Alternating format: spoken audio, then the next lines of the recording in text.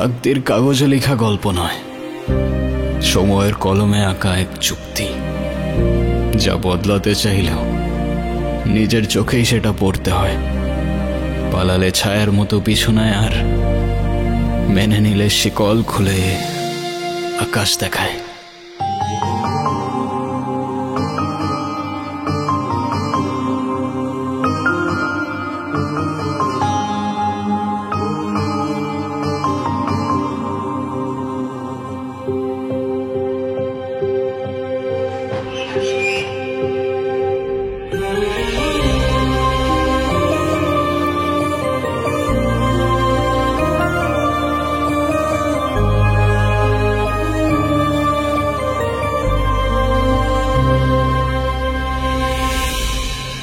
কাজ বাজ ঠিক মতো কর, নাহলে বেতন দিব না।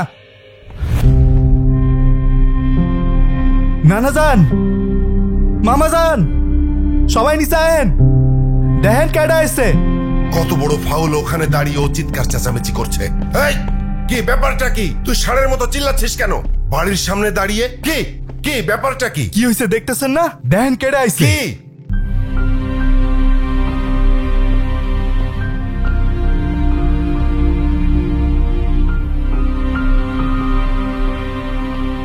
কি হলো, তুমি এখনো যাও নাই? তোমাকে না বললাম ভেতরে যাও। আমি বাইকটা পার্ক করে।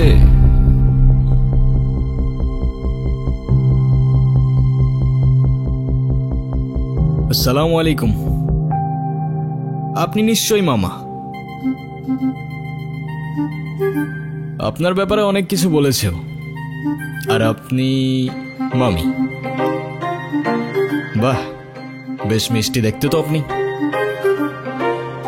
আর যদি ভুল না করি, আপনি ছোট খালা আর খালু। তবে আপনাদের সবার মধ্যে আমার ফেভারিট কিন্তু আপনি। আপনাকে কিন্তু আমি নানু বলে ডাকবো না, আমি আপনাকে ডাকবো নানু ভাই। আচ্ছা, শুভ কোথায়? শুভকে দেখছে না? শুভ, শুভ, এই তো। এই গুনগুন, ছেলেটা কে রে? মামা, ও আতিফ। আমরা একে অপরকে ভালোবেসে বিয়ে করেছি। দেখছেন ভাইজান, আপনার আদরের ভাগ্নি খানদান বংশের পরিচয় না জেনে একটা ছেলেরে বিয়ে করে আনছে। হাব্বাজান, আপনি এখনো চুপ করে আছেন কেন? আপনি কিছু বলেন না কেন? হ্যাঁ ঠিকই তো, তুই এই শুভ কাজটা একা করলি কেমনে? না মানে সাহস পেলি কিভাবে? আব্বা, এতে মনে হচ্ছে আপনি খুব খুশি। এত কুতুর মুতুর করে কেন কথা বলছেন? আমার তো মনে হচ্ছে যে দুটোকেই আমি গুলি করে মেরে ফেলি। এই এই ছেলে, তোমার পরিচয় বলো। আমি আতিফ, আতিফ খান। খান? নামের সাথে খান মিশালেই কি খানদান হয়ে যায় নাকি? কি কাজ করো তুমি? করি তো অনেক কিছুই, এখন কোনটা রেখে কোনটা বলবো? অনেক কিছু করো। আচ্ছা ঠিক আছে, তুমি একটা বলো। এই তো আমি অনলাইনে। কি অনলাইনে কাজ করো তুমি? এই অনলাইনে তুমি কি করো? জুয়া খেলো নাকি মলম বিক্রি করো? আরে না না। ছি ছি ছি ছি ছি। আব্বা, আব্বা, আমি আমার ভাগ্নিকে ঢাকায় পাঠিয়েছি কেন? লেখাপড়া করাতে, তাই না? ও বড় বড় ডিগ্রি নিয়ে আসবে, সনদ নিয়ে আসবে। ও কি এনেছে? হ্যাঁ এনেছে, একটা কিছু তো এনেছে। ও বাড়িতে একটা বনশিয়াল নিয়ে এসেছে। ছি। এই বলবার দাও, তোমার বাবাই খেলতে না করছে। তুমি কিছু মনে করো না, আমার ছেলেটা ওর মায়ের মতো একটু বেশি রাগি, তাই মাঝে মধ্যে ওরে আমি হাফ পাগল বলি। দেখলেই বোঝা যায়। নানু ভাই, তোমরাই তো চেয়েছিলে আমি বিয়ে করিনি, তাহলে এখন কেন সরগর পাকাচ্ছ? হ্যাঁ, আমি তোমাদের পছন্দ মতো বিয়ে করিনি, তাই বলে আমার জামাইকে এইভাবে অপমান করবে? এটা কিন্তু একদম ঠিক হচ্ছে না নানু ভাই। বাদ দে তো, এইসব একটু একটু হয়। আয় নাচ জামাই রে, উপরে আয়। চলো। চলো।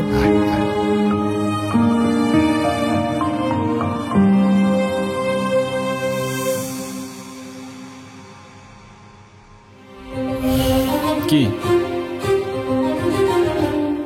আসসালামু আলাইকুম। ওয়ালাইকুম আসসালাম।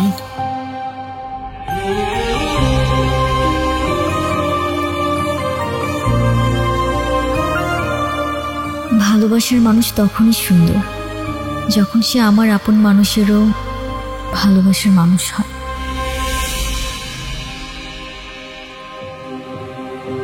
জীবনে বেঁচে থাকার জন্য খাবারের চেয়ে বেঁচে থাকার ইচ্ছেটাই বেশি দরকার। আর যদি সেই বেঁচে থাকার ইচ্ছেটা কোনো এক মানুষের জন্য হয়ে ওঠে, তাহলে জীবনে ঠিক তাকেই রাখতে হয় যে সত্যিই থাকতে চায়।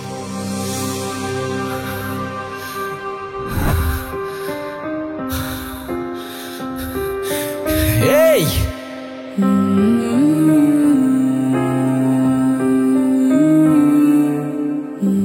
আরে কি করছেন আপনি? মাথা ঠিক আছে আপনার?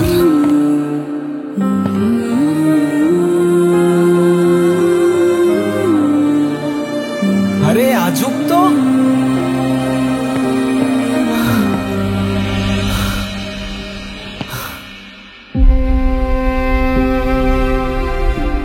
কি সমস্যা কি আপনার?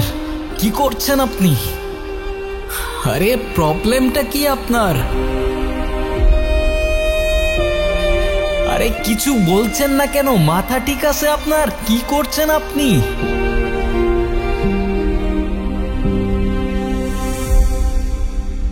পাগল নাকি আপনি? মরতে যাচ্ছিলেন কি জন্য?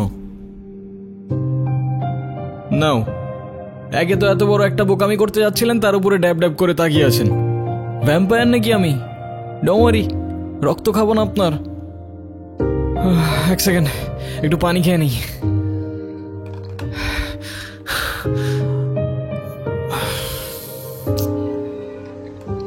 একে তো সুইসাইড করতে যাচ্ছিল, তার উপরে ড্যাব ড্যাব করে তাকিয়ে আছে।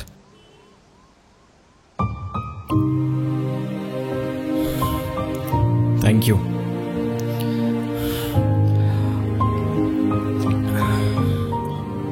দেখেন, আমি জানি না আপনি কে, তবে এতটুকু জ্ঞান তো দিতেই পারি যে আপনার কষ্ট যতদিন আপনার ভেতরে চেপে রাখবেন না, সেটা বিষ হয়ে ভেতর থেকে আপনাকেই খেয়ে ফেলবে। এখন বলুন, এই বোকামিটা কেন করতে যাচ্ছিলেন? ডোন্ট ওয়ারি, আমি কাউকে বলবো না। আর বলার মতো তেমন কেউ নেইও আমার, না পরিবার না বন্ধু, শুধু আমি, আমার ক্যামেরা আর আমার ওয়াটার বটল। কি ভাবছেন আমাকে বললে আপনার লাভ ছাড়া ক্ষতি নেই?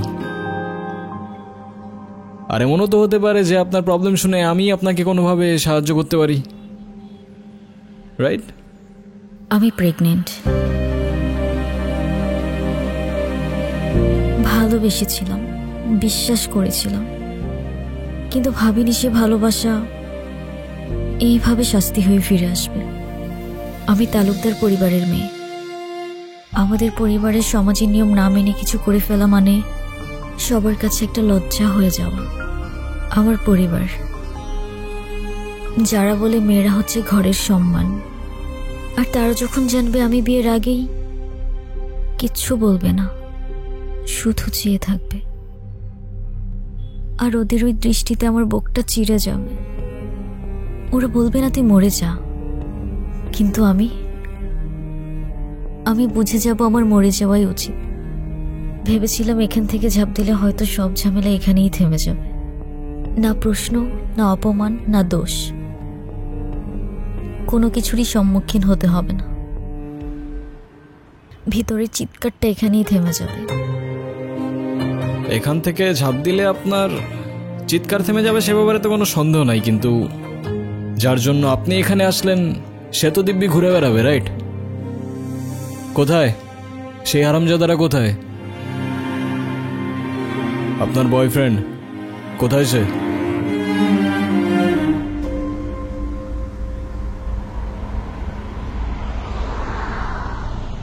দেখ রাফিস, তুই অন্যর সাথে অনেক দিন ধরে আসস, এখন কিন্তু ওর বাসা থেকে রীতিমতো বিয়ের জন্য চাপ দিতেছে। হ্যাঁ, এটা তো আমি জানি, কিন্তু আমি যদি এখন বিয়েতে ঢুকে পড়ি তাহলে তো আমার সব প্ল্যান শেষ। চাইনা 6 মাসের প্রজেক্ট, এটা আমার জন্য খুবই দরকার। এটাতে যদি আমি ঢুকতে পারি না তাহলে পুরা লাইফ সেট। তুই তো জানোস ও তোর উপর কতটা নির্ভর করে। ও বলছে যে তুই যদি এখন চলে যাস ও নিজেকে শেষ করে ফেলবে। এটা বলছে? হুম। মেয়ে মানুষের আবেগ বুঝোস তুই? ওরা একটু হলে বেশি রিয়াক্ট করে। আর আমি তো ওরে বলি নাই বিয়ে করব না, আমি তো ওরে বিয়ে করব, কিন্তু চায়না থেকে আসার পর, এখন না। রাফিস, অনু,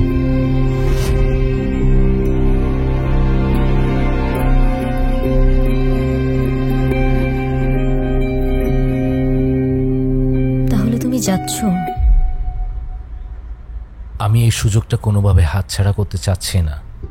চাইনা প্রজেক্ট, এটা আমার ফিউচারের জন্য খুবই দরকার। আর আমাকে? আমাকে দরকার নেই তোমার? তুমি কি একটাবারও ভেবেছ তুমি চলে গেলে এরপর কি হবে? আচ্ছা, তুমি জানো যে আমি তোমার জন্য কি ভাবি না ভাবি, কিন্তু আমি যদি এখন বিয়ে ঠিয়ে করি তাহলে আমার সব গুলিয়ে যাবে। তার মানে আমি সব গুলিয়ে দিচ্ছি? তুমি কেন বুঝতে চাচ্ছ না? আমি যদি 6টা মাস সবকিছু ভালোভাবে হ্যান্ডেল করি তাহলে আমরা একটা স্টেবল লাইফ পাবো। আমরা? তুমি তোমার লাইফটা গুছাচ্ছ, সেখানে আমি কোথাও নেই।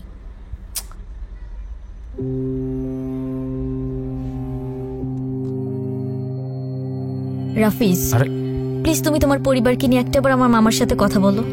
তোমার এক্ষুনি বিয়ে করতে হবে না, তুমি যা করে চায়না থেকে এসেই করো। আমার মামা, নানু ভাই সবাই রীতিমতো পাগল হয়ে যাচ্ছে বিয়ের জন্য।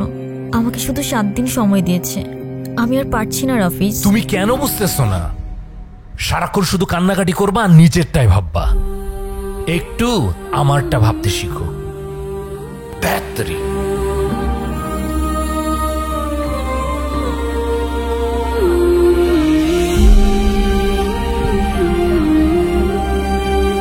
যদিও আমি এর বিপক্ষে, কিন্তু আপনি চাইলে তো।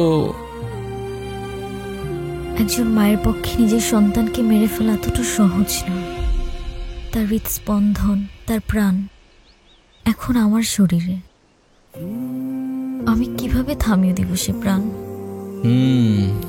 বুঝলাম। আর তাই তো সেই প্রাণের সাথে সাথে নিজের প্রাণটাও থামিয়ে দিচ্ছিলেন, রাইট? হ্যাঁ, চেয়েছিলাম, কারণ আমি নিজের পাপের বোঝা নিজে বইতে পারবো। কিন্তু আমার সন্তানের দিকে কেউ আঙুল তুললে আমি সহ্য করতে পারবো না। সবই বুঝলাম, কিন্তু এটা মনে রাখবেন যে আপনার ভুলের প্রায়শ্চিত্ত না সেই নিষ্পাপের জীবন দিয়ে হবে, আর না আপনার জীবন দিয়ে। It is what it is. জীবনের এই মুহূর্তে এসে আমি সত্যিই জানি না আমার কি করা উচিত, কোথায় যাওয়া উচিত। তাহলে আমি বলবো আপনি বাড়িতে চলে যান, কারণ সেটাই হবে যেটা আপনার তাকদিরে লেখা আছে। না না, আমি বাড়িতে যেতে পারবো না। বাড়িতে গেলে আমার ওদের পছন্দ মতো বিয়ে করে নিতে হবে, যেটা আমার পক্ষে সম্ভব না।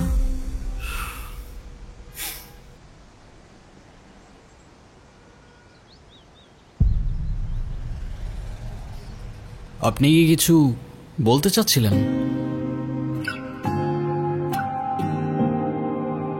আরে প্রবলেম নাই, বলে ফেলুন না। আপনি আমাকে বিয়ে করতে পারবেন? হোয়াট? সত্যি না, মিথ্যে।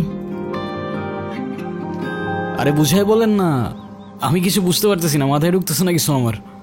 ধরুন আমি আপনাকে স্বামী সাজিয়ে আমাদের বাড়িতে নিয়ে গেলাম, কিছুদিন পর আপনি ওখান থেকে চলে যাবেন। তখন তো আমার সন্তানের পরিচয় নিয়ে কেউ প্রশ্ন তুলতে পারবে না। তারপর রাফিজ যখন আসবে তখন বিয়ে করে নেব। সরি, আমি আসলে বুঝতে পারছি না আমি কি বলছি না বলছি। আপনি কেনই বা আমার জন্য এত কিছু করবেন?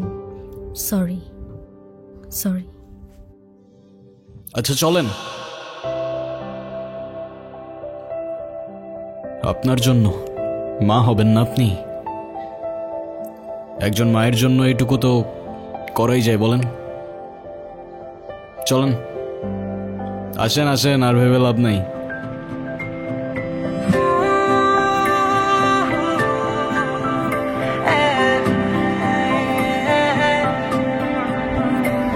আমি প্রেম খুঁজে পাই তোমার দু চোখের মায়ায়, আমি সুখে ভেসে যাই তোমার কথা ভেবে হায়। তুমি আমার সেই তুমি, যার ভাবনায় ফাগুন আসে, নিমেষে ফুটে ফুলছে তোমার উড়ন্ত কালো চুলে। নিজেকে আমি হারিয়ে ফেলি, তুমি সামনে আসো যখন, আমি তোমার টানে তোমার নামে লিখেছি গান সারাক্ষণ।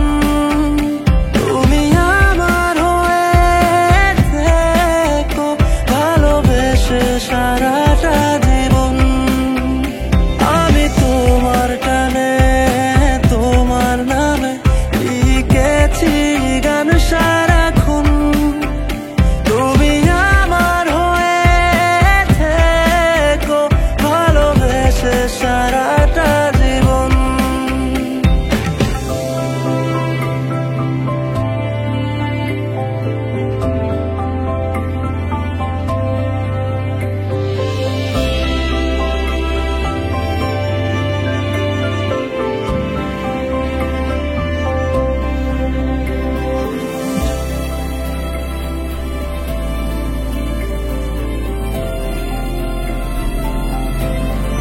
পানি খাবো, কি? পানি খাবো।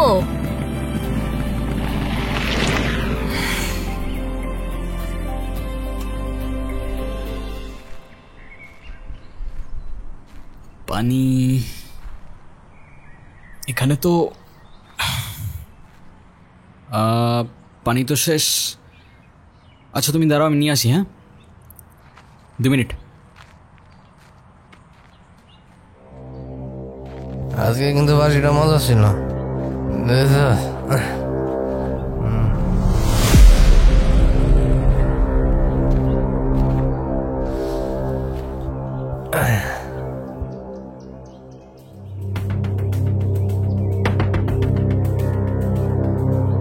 এই মিষ্টি জঙ্গলের মধ্যে এত সুন্দর পরি। কি আপু, চুপচাপ কেন? কথা কইতে পারেন না? নাম কি আপনার? কি হয়েছে এখানে?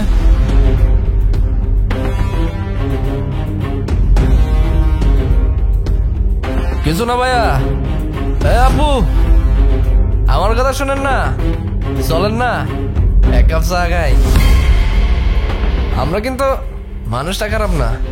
এখান থেকে চলেন তাড়াতাড়ি। আরে দাঁড়ান না, চায়ের দাওয়াত দিল না, তা ভাবছি চাটা আজকে কে বানাবে, তোরা না তোদের বাপ? এই কি বললি? একদম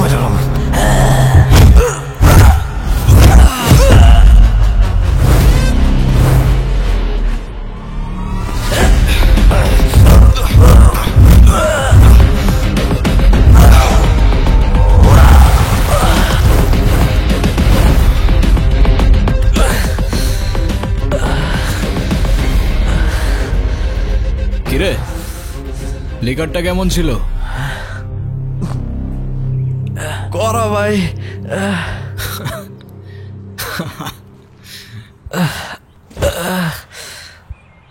ভাই কি হয় আপনার? আমার ওয়াইফ।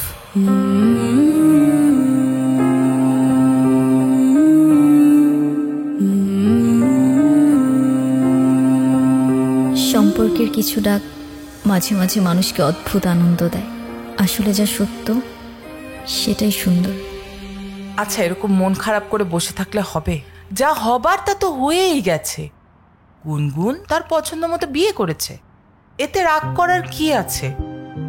তুমি রাগ করো, অভিমান করো, আর যাই করো না কেন, এতে ওদের কিছু আসবে যাবে না। তুমি কেন ব্যাপারটা বুঝতে পারছো না? আমি শিওর এই ছেলে একজন ডিজিটাল জুয়ারি। ওদের কাজ হচ্ছে বড়লোক ঘরের মেয়েদেরকে খুঁজে বের করা, তারপর তাদেরকে টার্গেট করে। শুধুমাত্র টাকার লোভে এই ছেলে আমার ভাগ্নিকে বিয়ে করেছে, আর কিচ্ছু না। কোত্থেকে আসে তোমার মাথায় এসব বুদ্ধি? আমায় বলবা, আমি তো বুঝতে পারি না। আর আমার ছেলেটাকে দেখে এত খারাপ কিছু মনে হয়নি। ছেলেটা ভালো ছেলে। আমার ধারণা গুনগুন এই ছেলের সাথে ভালো থাকবে। মন খারাপ করে বসে না থেকে চলো সবার মাঝখানে যাই। এভাবে কোনো লাভ হবে না। আমাদের উচিত এখন সব কিছু মেনে নেয়া। মাথাটা ঠান্ডা করো, তাতে তোমারও ভালো, সবারই ভালো।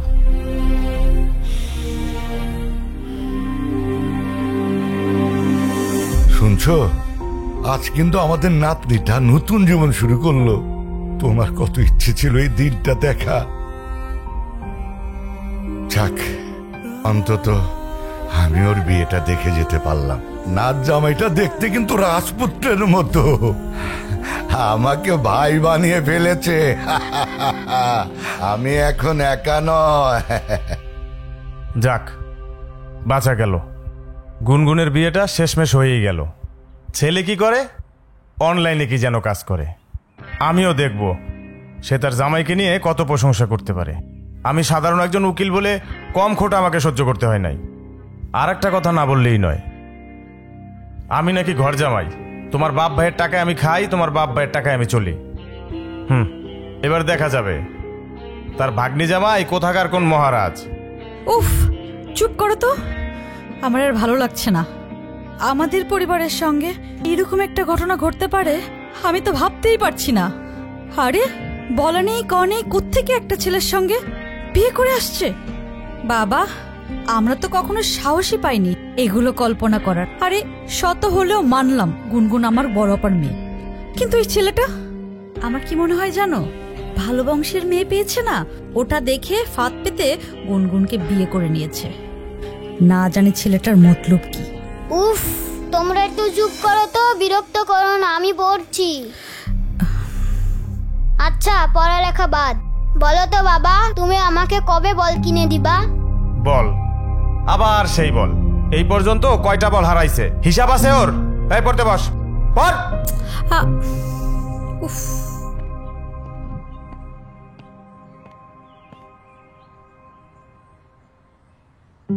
কি কিছু বলবা? না, এই সব কিছুর মধ্যে আমি একটা জিনিস বুঝলাম না। তা কি বুঝতে পারো নাই তুমি? তুমি এইসবে রাজি কেন হলে? এত বড় রিস্ক যদি কেউ জানতে পারে তাহলে তো তোমারও তো একটা জীবন আছে। তোমার ভয় লাগলো না? আমার জীবন তো রিস্কের উপরেই চলে। আর তাছাড়াও সবার লাইফের পূর্ণতাতেই তো কারোর না কারোর একটা ইম্পর্টেন্ট ক্যারেক্টার থাকে। তো কে জানে, হতে পারে খোদার তরফ থেকে তোমার লাইফের সেই ইম্পর্টেন্ট ক্যারেক্টারটা আমি। হতেও তো পারে না? Thank you. তোমার মতো মানুষ তাকদিরে থাকলে হয়তো জীবনটা অনেক সহজ হয়ে যেত। তাকদিরে লেখা ছিল বলেই তোমার সাথে আমার দেখা হয়েছে। জীবনকে আমিও খুঁজেছি, কখনো শহরের ব্যস্ত রাস্তায়, আবার কখনো প্রকৃতির এক নিঃশব্দ কোণে। নিজেকে আমি হারিয়ে ফেলি, তুমি সামনে আসো যখন।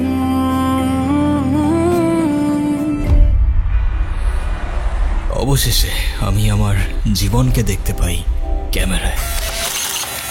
আমি তোমার টানে তোমার নামে লিখেছি গান সারাক্ষণ। তুমি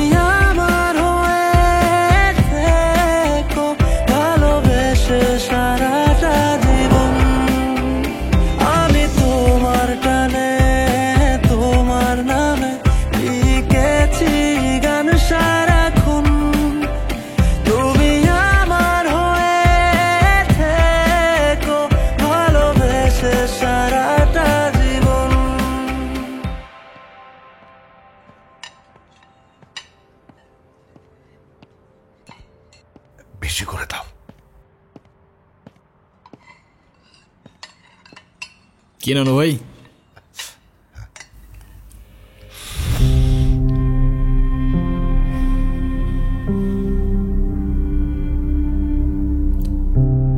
আচ্ছা ভাই, তোমরা তো নিজেরাই পছন্দ করে বিয়ে করছো, তা তোমাদের প্রথম দেখা হয়েছিল কোথায়? ঢাকায়। গাজীপুর।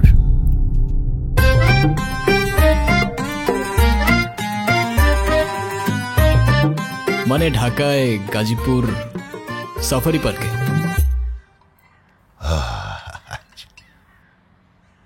আসলে নানু ভাই, আমি সাফারি পার্কে ঘুরতে গিয়েছিলাম। ওখানেই আতিফের সাথে আমার প্রথম দেখা হয়। সেটা তো বুঝতেই পারছি।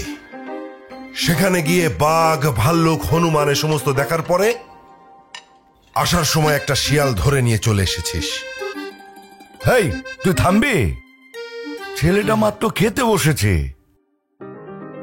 তুই চুপ থাক। খাও। তা নানা ভাই, তুমি কি আমার নাতনির সাথে এক ইউনিভার্সিটিতে পড়ো? না নানা ভাই। ভার্সিটি? আমার ভাগ্নি প্রাইভেট ইউনিভার্সিটিতে পড়ে। নামের সাথে শুধু খান লাগালে তো আর হয় না, পাশাপাশি বাবার ব্যাংকে মালামাল থাকা লাগে। মামা ইউনিভার্সিটিতে তো পড়িনি, তবে আমিও গ্র্যাজুয়েটেড, সফটওয়্যার ইঞ্জিনিয়ারিং শেষ করেছি। যদিও আমি বলবো না, তবে you guys can call me engineer. বাহ বাহ, বেশ ভালো। বাবা বেশ ভালো বললে হয়ে যাবে? আব্বা, এই সব কিছু মিথ্যে কথা আর ধান্দাবাজি। ছোট লোক কখনো জাতে উঠতে পারে? বলেন আমাকে পারে? শোনেন, ওই যে একটা কথা আছে না, নদীর পানি কিন্তু সাগরে গিয়ে মেশে, আর কুয়োর পানি সাগর তো দূরের কথা, নদীর ধারে কাছেও তো যেতে পারে না। মামা, এটা কিন্তু আপনি ভুল বললেন। সাগরের পানি যতই হোক না কেন, শেষ পর্যন্ত তৃষ্ণা মেটাতে কিন্তু আপনাকে ওই ছোট্ট কুয়োর কাছেই আসতে হয়। কি জবাব দিয়া হয় মেরা ভাই।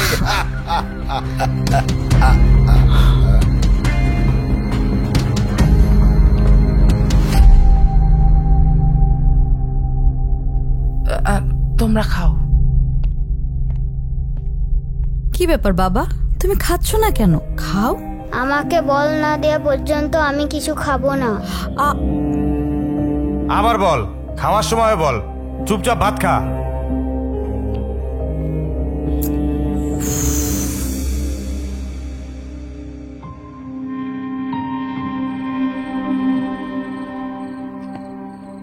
কি শুনলাম তুমি নাকি ঠিক মতো পড়াশোনা করো না? আমার আর পড়াশোনা করতে ভালো লাগে না। পড়াশোনা করতে ভালো লাগে না? তো কি করতে ভালো লাগে? ক্রিকেট খেলতে ভালো লাগে। সে তো ভালো কথা, কিন্তু তুমি যদি ভালো করে পড়াশোনা না করো, তুমি বড় হয়ে ক্রিকেট খেলবে কিভাবে? কেন? কারণ খেলার মাঠে তো ব্রেইন চাই, আর পড়াশোনা না করলে ব্রেইন কোত্থেকে আসবে? খেলার মাঠে আরও স্ট্র্যাটেজি চাই, আর তুমি যদি স্কোরবোর্ডের নাম্বারই না বুঝতে পারো, তুমি খেলবে কি করে? তাহলে এখন আমি কি করব? তুমি এখন থেকে প্রতিদিন ঠিকমতো পড়াশোনা করবে। হ্যাঁ, মজা করবে, খেলবে, সবই করবে, সাথে পড়াটাও করবে। কারণ পড়াশোনা মানে কিন্তু শুধু বই মুখস্থ করা না, পড়াশোনা মানে তোমার স্বপ্নের জন্য নিজেকে তৈরি করা। আচ্ছা, এখন তুমি যদি আমাকে কথা দাও যে যে তুমি এখন থেকে ঠিকমতো পড়াশোনা করবে, তাহলে যাও, এই বলটাও তোমার। যাও, কথা দিলাম, প্রমিস। এখন আমাকে বলটা দাও। নাও। আচ্ছা, বাই দ্য ওয়ে, তোমাকে না বল কেনার জন্য টাকা দিলাম? সেইটা কি আর থাকে? সেইটাও আম্মু নিয়ে নিছে, ঈদের সালামিটাও আম্মু নিয়ে নেয়। আমি যে কবে বড় হব।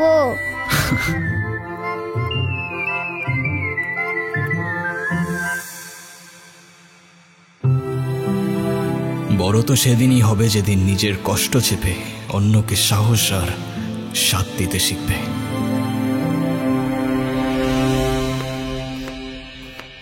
আসসালামু আলাইকুম নানু ভাই। ওয়ালাইকুম, বসো। আসসালামু আলাইকুম মামা।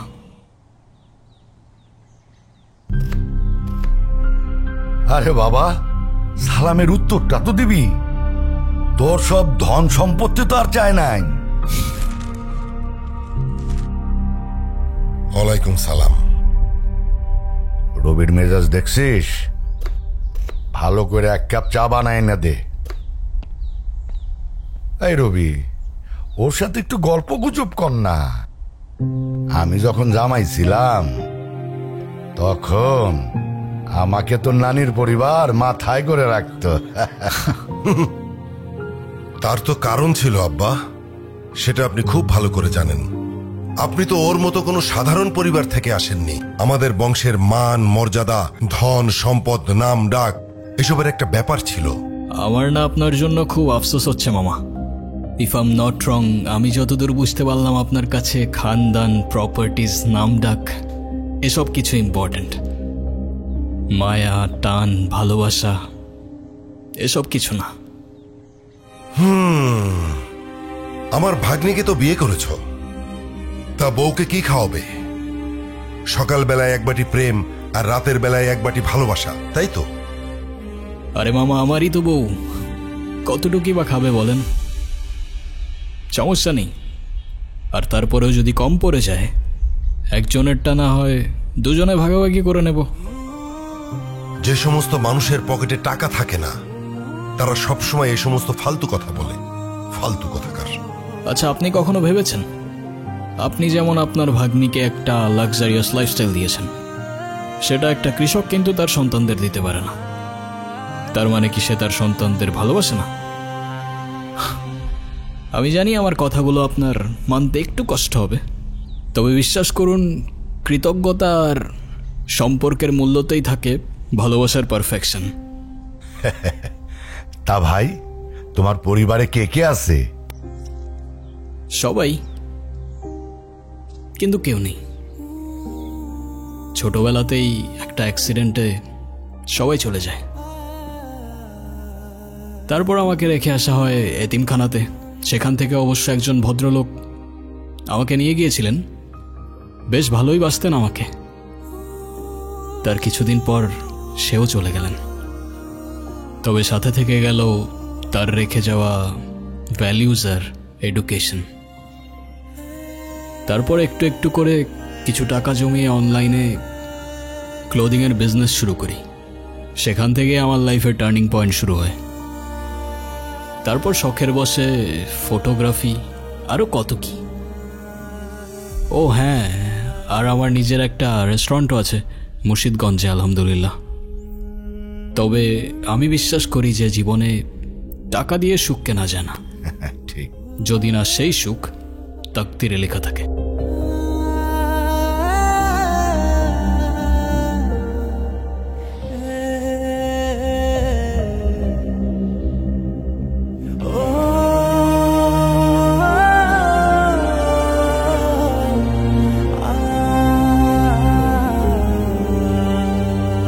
যা, ওকে চার পাঁচটা একটু ঘুরিয়ে দেখা। আপনিও চলেন না? পায়ে ব্যথা। আচ্ছা।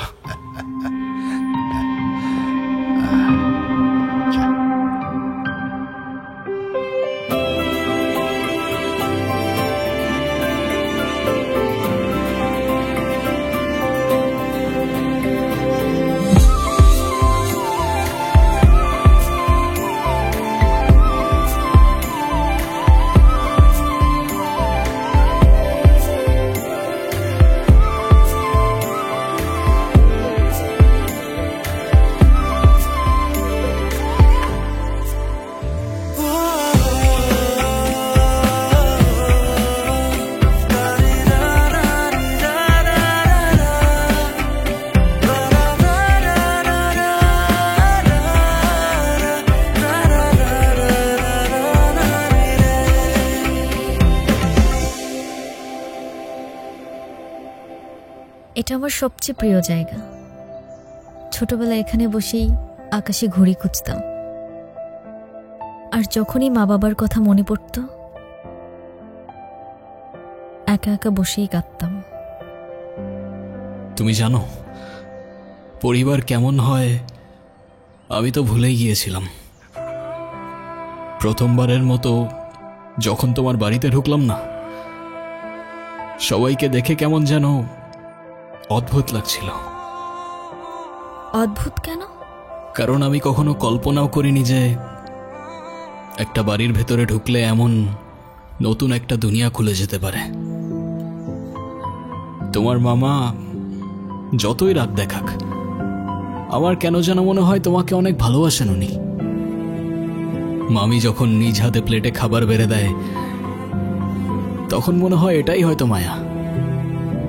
আর নানু ভাই যখন চোখে চোখ রেখে ভাই বলে ডাকেন, তখন মনে হয় আমি আর একা নেই। আমি তো শুধু অভিনয়ের নামে এসেছিলাম। এখন অভিনয় করতে করতে যে আমি তোমার পরিবারের মায়ায় পড়ে যাব, সেটা আমি বুঝতে পারিনি। থ্যাংক ইউ গুনগুন।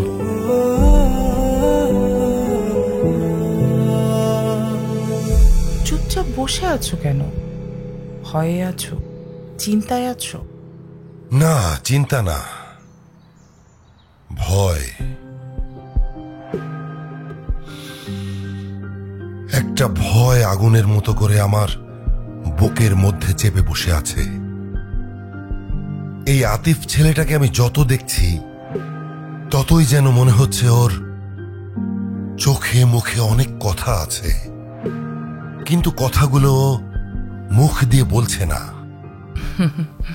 ভালো মানুষ চোখেই কথা বলে, মুখে বলে না। আতিফ যদি ভালোও হয়, তবু তো ভয়টা আমার রয়ে গেছে। আমার বোনকে আমি আমার চোখের সামনে নিঃশেষ হয়ে যেতে দেখেছি।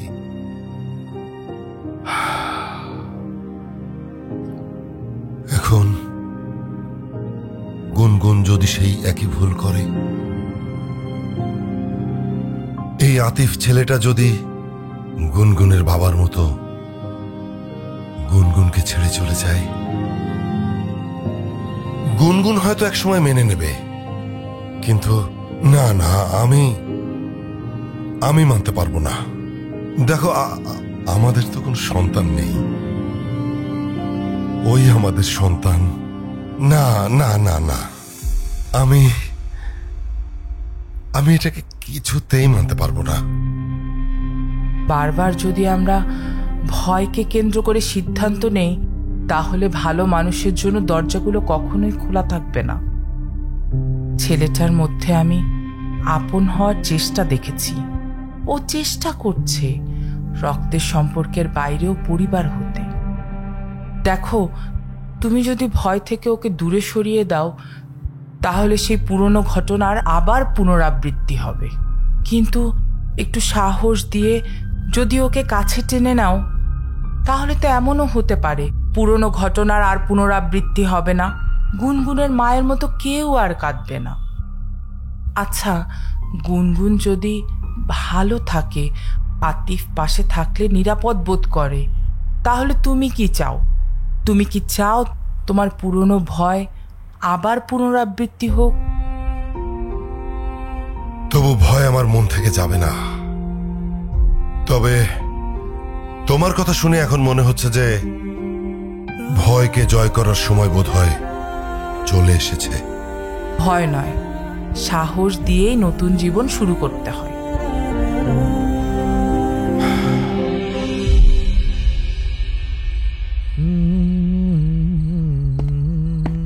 হিরো, কাকে বলতেছো? আপনারাই বলতেছি। আরে, আপনারে তো দুলাভাই ডাকতে মনেই ছিল না। আসলে আমি মামাজানের মতো সব বনারে পাত্তা দিই না।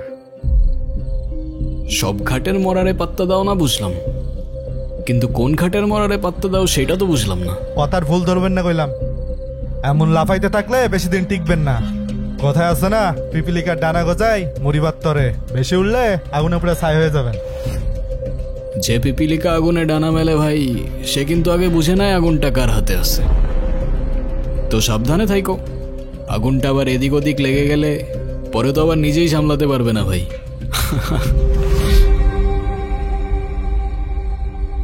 আপামনি এটা কি জিনিস ধরে আনছে? পুরাই ঠান্ডা মাথার জিনিস। এই মাল বাড়িতে থাকলে আমার জীবন তেনা তেনা করে ফেলবে। এর থেকে বাইসা চলা লাগবে। জানি না তুমি দেখছো কি দেখছো না, আজকে নিয়ে 4 দিন হলো আমাদের গুনগুন ভালোবাসার মানুষকে নিয়ে নতুন ঘর বেঁধেছে। ছেলেটা খুব ভালো, আসতে না আসতেই সবার মন জয় করে নিয়েছে। রবি অসম্মতি করেছে, কিন্তু তুমি দেখো ওকে পছন্দ করে নিবে।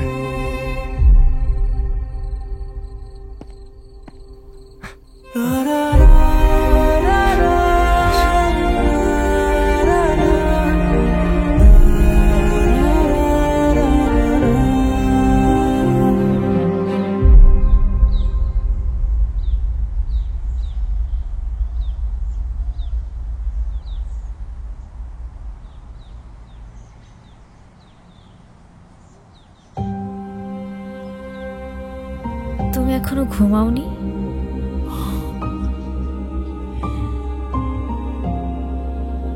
ঘুম আসছে না।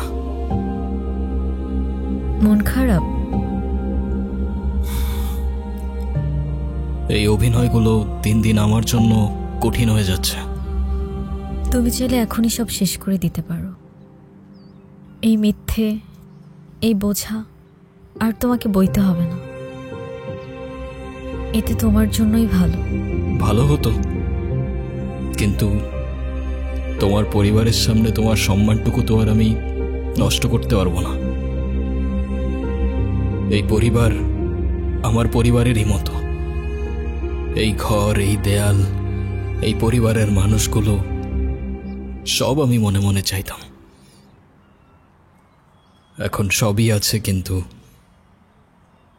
কিচ্ছু নেই।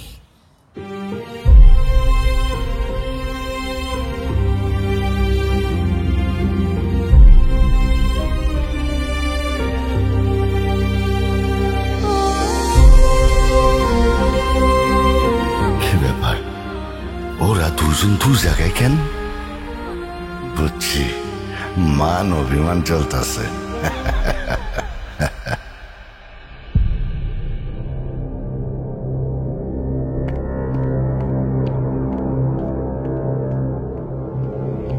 এই কে আপনি? কারে চাই?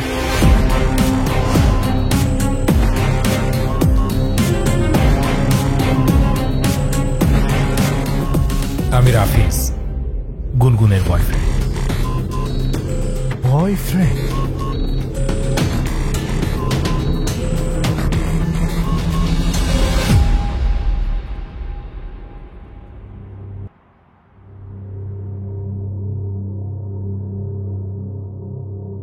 গুনগুন, কি হচ্ছে এসব? ছেলেটা কি বলছে এ সমস্ত? ও ঠিকই বলেছে।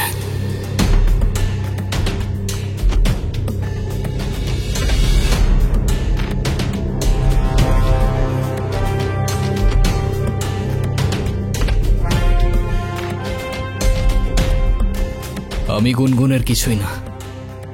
আমাদের বিয়ে হয়নি, আর এতদিন যা ছিল তার পুরোটাই ড্রামা।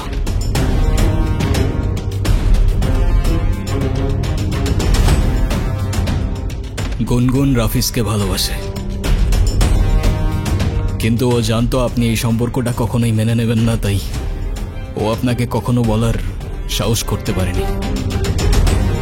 যখন আপনারা গুনগুনের জন্য বিয়ে ঠিক করতে ব্যস্ত ছিলেন, ও কার সঙ্গে ভবিষ্যৎ গড়বে তা খুঁজতে ব্যস্ত ছিলেন, তখনও লড়ছিল একা। আর ওর ভালোবাসার মানুষটাকে বোঝানোর চেষ্টা করছিল যে আমাকে বিয়ে করো, না হলে আমি অন্য কারোর হয়ে যাব।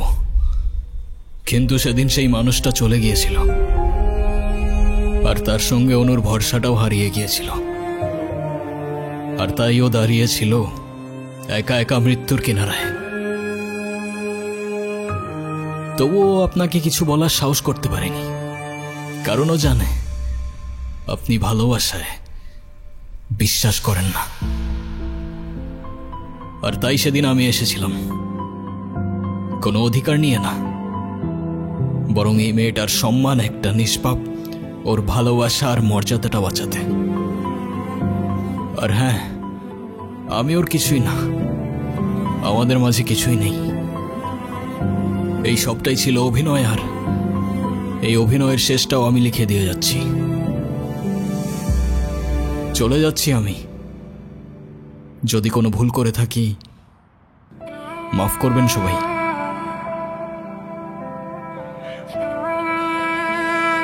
আতিফ, আমি তোমাকে মিথ্যে বলেছিলাম। আমি প্রেগনেন্ট না।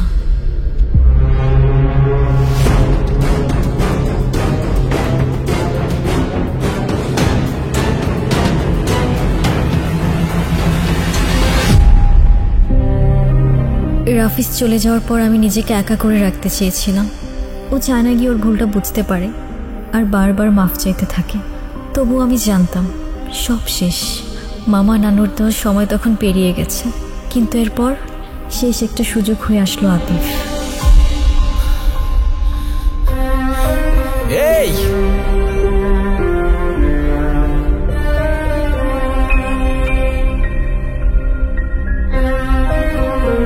ও ভেবেছিল আমি আত্মহত্যা করব, কিন্তু আতিফের কেউ না থাকা, অন্যের জন্য ভাবার কারণে আমি প্রেগনেন্সির মিথ্যে নাটক সাজাই। রাফিজের যাওয়ার সময়টার কথা ভেবেই আমি আতিফকে মিথ্যা বলি।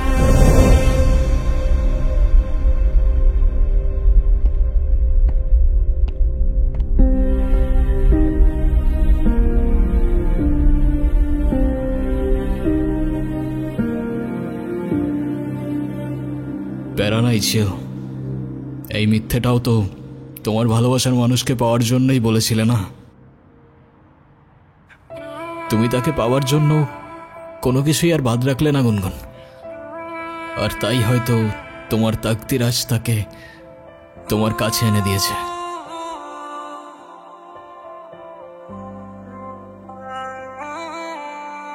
ভালো থেকো।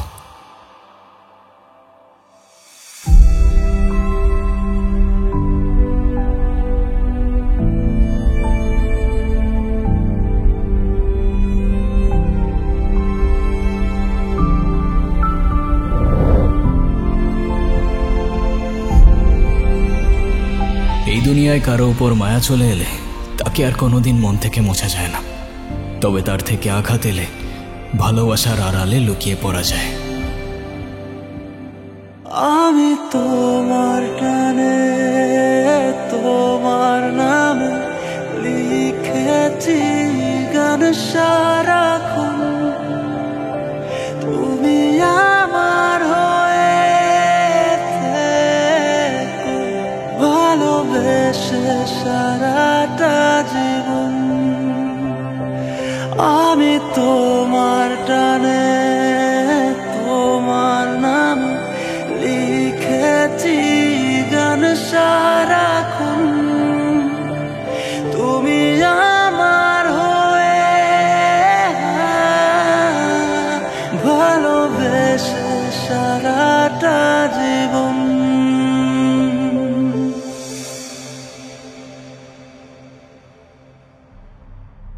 সরি গুনগুন,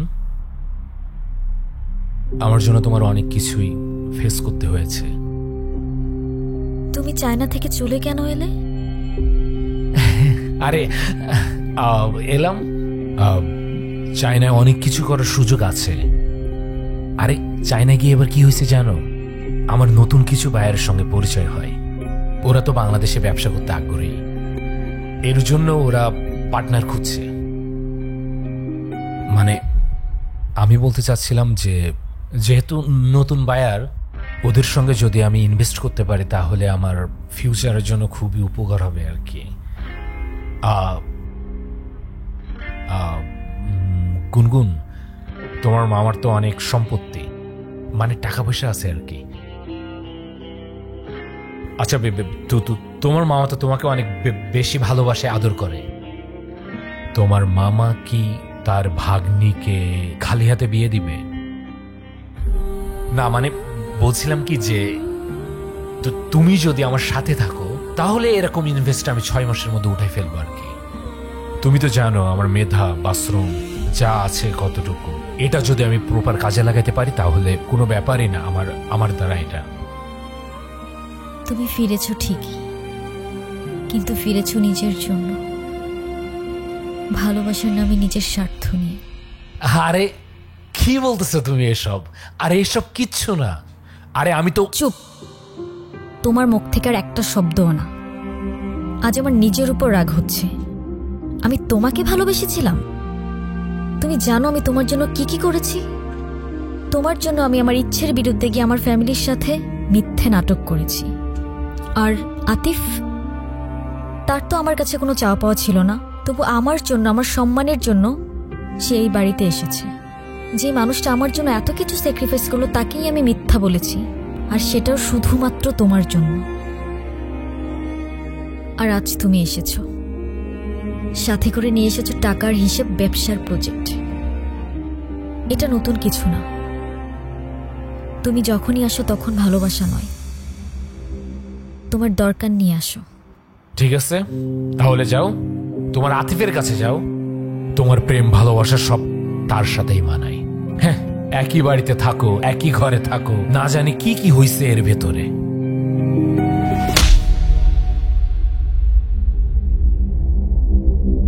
আমি তোমাকে ভালোবাসি না। তুমি এখন এই মুহূর্তে এখান থেকে চলে যাবা। যাও।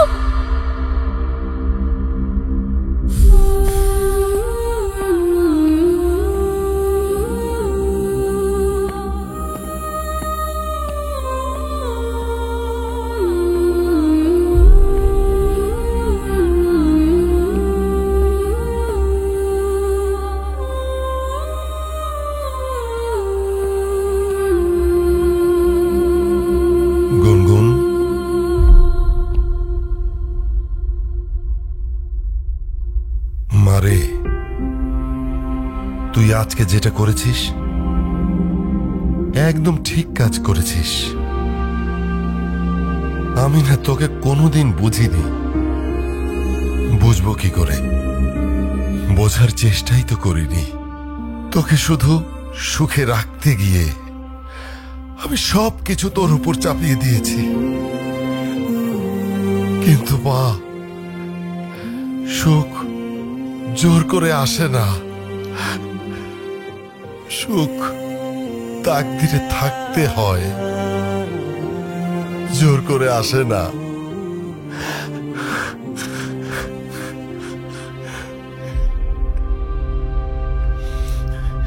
তুই একটু তোর নানুর কাছে যা না। আব্বা খুব ভেঙে পড়েছে। আতিফ বাসা থেকে চলে গেল আর আব্বা কান্নাকাটি শুরু করেছে। যা মা, একটু তোর নানুর কাছে যা।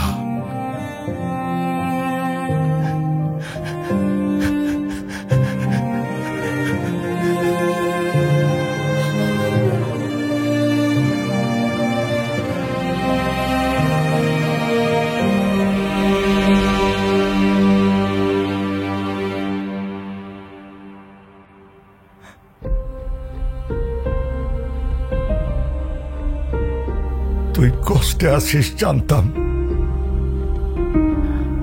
কিন্তু এতটা বুঝতে পারি নাই রে বোন। জানিস বোন, ভালোবাসা মানে শুধু পাশে থাকা না। ভালোবাসা মানে না থেকেও কারোর জন্য বুকটা কাঁপে। ভালোবাসা মানে তুই হাসলে তার প্রাণটা হাসে, আর তুই কাঁদলে সেও ভেঙে পড়ে। ওর চোখে যে কি মায়া ছিল বোন, সেই চোখ কখনো মিথ্যা বলতে পারে না। ও শুধু তোকে চায়নি, তোকে রক্ষা করেছিল, তোকে আগলে রেখেছিল নিজের সবটুকু দিয়ে। আমি ওর সাথে অন্যায় করেছি নানু ভাই। ওর হৃদয়টা আমি ভেঙে দিয়েছি। যে মানুষটা আমার জন্য এত কিছু করলো, তার বিশ্বাসটা আমি হারিয়ে ফেলেছি। ভালোবাসা হারায় না রে বোন, জায়গা বুঝে লুকিয়ে পড়ে। তাকদিরে লেখা থাকলে ওরে ঠিকই পাবি। যা কিছু সত্য তা ফিরে আসে, সময় নেই। কি খালি 2 দিন পর পর আসে, ফ্রিতে খাইতে চাই, কোনো লজ্জা লাগে না কিছু না? এরকম লোক হলো। এই জি ভাই। কি হয়েছে ওদিকে? ভাই 2 জন ফুড ব্লগার আইছে, শুধু ফ্রিতে খাইতে চাই। আচ্ছা তুমি ওদের সার্ভ করো, আমি পরে দেখতেছি। আর এটা আমি নিয়ে যাচ্ছি। ঠিক আছে ভাই।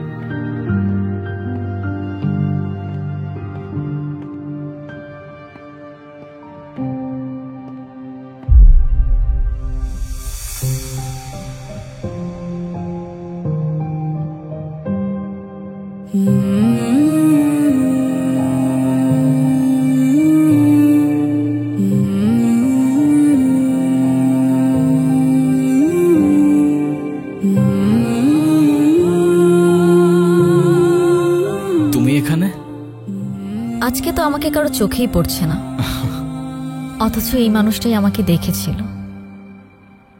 তার ক্যামেরার লেন্সে নয়, তার হৃদয়ের গভীরে থাকা লেন্সে। সে দেখেছিল এমনভাবে যেভাবে দেখা যায় দুপুরের মায়া ভরা রোদ, যেভাবে অনুভব করা যায় না বলা ভালোবাসা। আমি ছিলাম হয়তো তার ফ্রেমের বাইরের কেউ, তবু সে আমায় রেখেছিল তার গল্পে, দেখেছিল এমনভাবে যেভাবে দেখে শুধু সেই, যার চোখে ভালোবাসা জন্ম নেয় নিঃশব্দে নিঃস্বার্থে। এই এই তুমি এই কথাগুলো কিভাবে জানলা? তুমি এখনো ঘুমাওনি? ঘুমাচ্ছে না।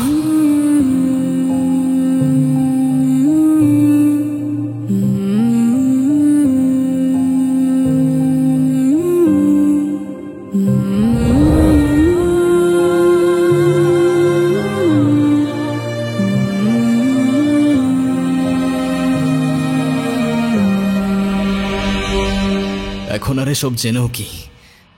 সে তো তার তাকদিরে লেখা মানুষকে পেয়েই গেছে। আমি তো শুধু একটা ছায়া ছিলাম, আলো তো ছিল অন্য কারোর জন্য। চায় না জিনিস, তাই ভেঙে যাওয়ার আগেই ছুঁড়ে ফেলে দিয়েছি।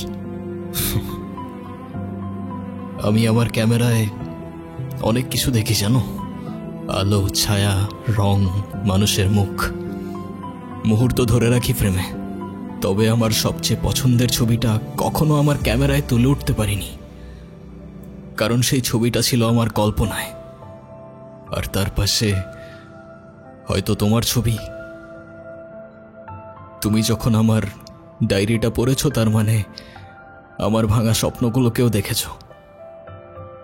তুমি তোমার ক্যামেরায় কত কিছুই না দেখো, দুনিয়ার সব রং, রূপ, কিন্তু তুমি যখন আমার জীবন থেকে চলে গেলে, আমার সব রং হারিয়ে গেল। আমি বুঝে গিয়েছিলাম যে চলে যায় সে হারিয়ে যায় না, যদি তাকদিরে তার জন্য ঠিকানা লেখা থাকে। তোমার তাকদিরে আমি আছি কিনা সেটা আমি জানি না, তবে সেই ছোটবেলা থেকেই একটা জিনিস চাইতাম জানো, একটা ঠিকানা, যেখানে সন্ধে হয়ে যাওয়ার পর কেউ বলবে তাড়াতাড়ি ফিরে এসো। সকালবেলা ঘুম থেকে উঠে কেউ বলবে ঘুম ভালো হয়েছে, আর দিন শেষে খাবার রেখে বলবে ঠান্ডা হয়ে যাবার আগে ভাতটা খেয়ে নাও।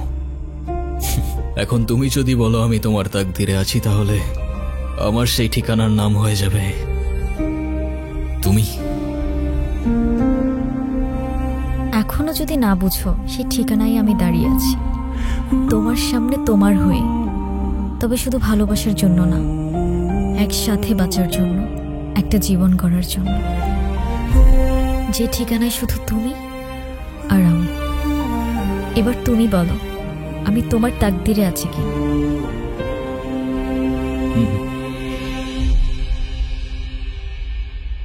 আচ্ছা, আমি যদি বলি এই মুহূর্তে তোমার ডায়েরিতে আমার জন্য কিছু লিখতে, তাহলে তুমি কি লিখবে?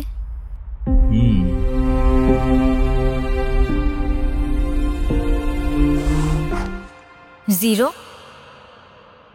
আমি তোমার লাইফে 0? ডিপেন্ডস।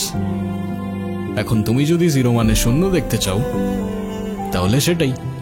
তবে আমার পয়েন্ট অফ ভিউটা একটু আলাদা। আমার পয়েন্ট অফ ভিউতে এই সিম্বল ছাড়া কোনো সংখ্যাই পরিপূর্ণ হয় না। দেন 0 মিন্স ইউ কমপ্লিট মি।